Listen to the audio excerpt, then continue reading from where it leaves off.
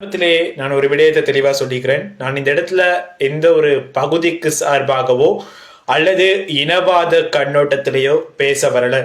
இலங்கை நாட்டுல வாழ்ற ஒரு சாதாரண நடுநிலையான குடிமகனா சமூக பொறுப்போட தான் இந்த கேள்வியை நான் முன்வைக்கிறேன்.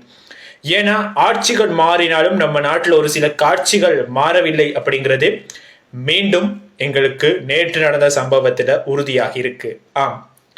கடந்த 31ஆம் தேதி சாவகச்சேரியில நடந்த ஒரு இசை நிகழ்ச்சியில புரட்சிகரமான வரிகளை வச்சு பாடினதுக்காக கிளிநொச்சியை சேர்ந்த 24 வயது இளைஞன் ஒருவரை பயங்கரவாத தடை சட்டம் PTA கீழ் கைது செஞ்சு விளக்கமறியல்ல வச்சிருக்கிறாங்க.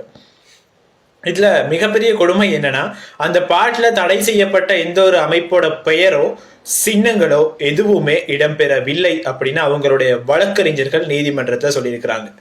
கேளுங்க, ஒரு சாதாரண கலை வெளிப்பாட்டுக்கோ புரட்சிகரமான கவிதைக்கோ உடனே பாயிர எங்களுடைய நாட்டுடைய சட்டம் பயங்கரவாத தடை சட்டம் ஏன் நம்ம நாட்டுல 14-15 வயது பிள்ளைகளை பாலியல் துஷ்பிரயோகத்துக்கு உள்ளாக்குற காடையர்கள் மேல பாய மாட்டேங்குது? சிறுவர் துஷ்பிரயோகத்துல ஈடுபடுற மிருகங்கள் எல்லாம் சட்டத்துல இருக்கிற ஓட்டைகள்ல இருந்து வெளியே வந்து சுதந்திரமா சுத்திக்கிட்டு இருக்கிறாங்க. இதுதான் இலங்கை நாட்டோட சட்டமா? தேசிய மக்கள் சக்தி இந்த அரசாங்கம் ஆட்சிக்கு வர்றதுக்கு முன்னாடி உங்களுக்கே தெரியும், பல மேடைகள்ல பயங்கரவாத தடை சட்டத்தை நீக்குவோம்னு வாக்குறுதி கொடுத்தாங்க. ஆனா இன்னைக்கு அதே சட்டத்தை வச்சு ஒரு இளைஞனோட கலை சுதந்திரத்தை முடக்குறாங்க.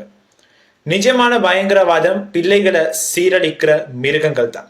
அவங்கள விட்டுட்டு கவிதை எழுதுறவங்களையும் பாட்டு பாடுறவங்களையும் இல்லாட்டி சோசியல் மீடியால போஸ்ட் போடுறவங்களையும் கைது செஞ்சா சட்டம் மேல மக்களுக்கு எப்படி நம்பிக்கை வரும்? உங்களுடைய கருத்துக்களையும் மறக்காம கமெண்ட்ல சொல்லுங்க. நான் அடுத்த வீடியோவில் உங்களை சந்திக்கின்றேன். நன்றி.